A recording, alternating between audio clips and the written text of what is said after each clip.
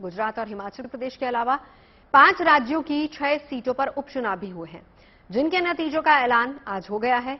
इन उपचुनावों में बीजेपी और कांग्रेस ने 2-2 सीटें हासिल की हैं, जबकि समाजवादी पार्टी ने मैनपुरी सीट पर अपना परचम लहराया। लेकिन सबसे ज्यादा चर्चा हुई बिहार की कुर्नी सीट की, जहां बड़ा उलटफेर देखने को मिला। वहां बीजेपी ने जेडीयू को हराया, जिसे नीतीश कुमार के लिए बड़ा झटका माना जा रहा है। बीजेपी की इस जीत पर पटना दफ्तर में कार्यकर्ताओं ने जश्न मनाया।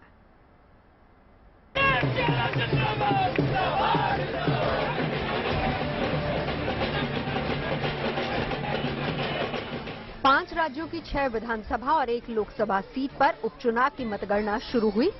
शुरुआती रुझान में जहां बीजेपी के खाते में एक भी सीट जाती नजर नहीं आ रही थी, वहीं शाम तक तस्वीर बदली और बीजेपी ने उन 2 सीटों को अपने खाते में डाला जिस पर बीजेपी का जीतना नामुमकिन माना जा रहा था।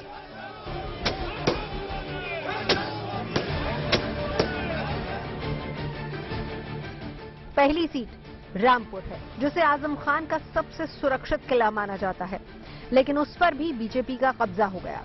बीजेपी प्रत्याशी आकाश सक्सेना ने आजम के करीबी आसिम रजा को 25,703 वोटों से हरा दिया। तो वहीं बिहार की कुर्नी विधानसभा सीट पर भी बीजेपी ने कब्जा कर लिया। बीजेपी ने जेडीयू के मनोज कुशवाहा को 3,632 वोटों से हराया। कुर्नी के उपचुनाव में भारतीय जनता पार्टी ने अंततः जीत हासिल कर ली। इसके पहले हम गोपालगंज भी जीते थे और इस चुनाव के अंदर महागठबंधन ने पूरी ताकत लगा दी थी।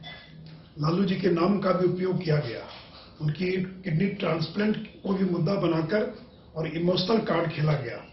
मुख्यमंत्री जी ने कई सभाएं की, मुख्यमंत्री के लिए प्रतिष्ठा का प्रश्न था, उसके बावजूद मुख्यमंत्री चुनाव हार गए।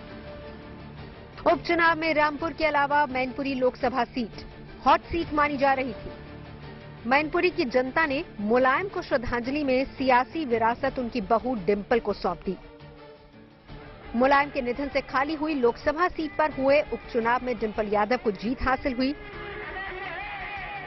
हालांकि बीजेपी ने यहां भी एक इमोशनल दांव खेलते हुए उनके शिष्य माने जाने वाले रघुराज सिंह शाक्य को मैदान में उतारा था, लेकिन मैनपुरी ने अपना फैसला साफ कर दिया।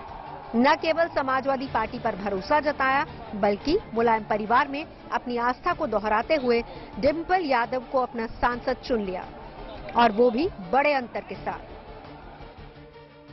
एसपी प्रत्याशी डिंपल यादव ने बीजेपी के रघुराज सिंह शाक्य को 2,88,000 वोटों से मात देकर मैनपुरी में जीत का परचम लहराया।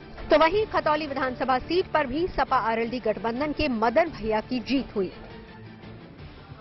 मैनपुरी की जनता ने ये नेताजी को सच्ची श्रद्धांजलि दी है।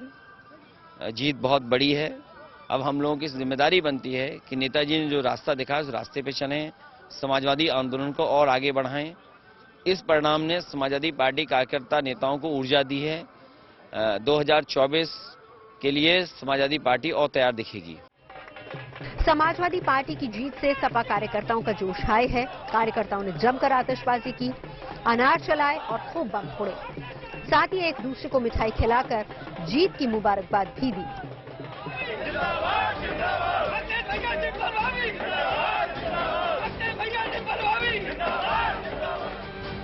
सपा की जीत के बाद यूपी की सियासत में बड़ा बदलाव देखने को मिला। उत्तर प्रदेश में शिवपाल सिंह यादव ने समाजवादी पार्टी में अपनी पार्टी प्रगतिशील समाजवादी पार्टी लोहिया का विलय कर लिया। इस दौरान शिवपाल सिंह ने भी डिंपल यादव की जीत को मुलायम सिंह यादव के आशीर्वाद और आदर्शों की जीत बताया। हम लोग एक रहेंगे और जो भी जिम्मेदारी मिलेगी उसे बखूबी से निभाएंगे और 2024 में भारतीय जनता पार्टी को हटा करके रहेंगे। ये उपचुनाव सभी पार्टियों के लिए गुड न्यूज लेकर आया।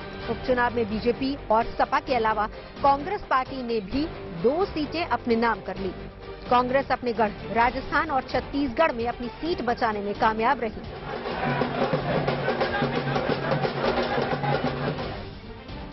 राजस्थान की सरदार शहर सीट पर कांग्रेस ने जीत हासिल की। राजस्थान की सरदार शहर विधानसभा सीट में कांग्रेस प्रत्याशी अनिल शर्मा ने बीजेपी उम्मीदवार अशोक कुमार पीचा को 26,696 वोटों से हराया। तो वहीं छत्तीसगढ़ की भानु प्रतापपुर सीट में कांग्रेस ने जीत हासिल की। इस सीट पर सावित्री मंडावी ने बीजेपी प्रत्याशी ब्रह्मानंद नेताम को 21,171 वोटों से हराया। सरकार के प्रति लोगों को विश्वास कायम है और दूसरा ये है कि वहाँ मनोज मंडावी जी के जो किए हुए कार्य हैं उस पर मुहर लगी है।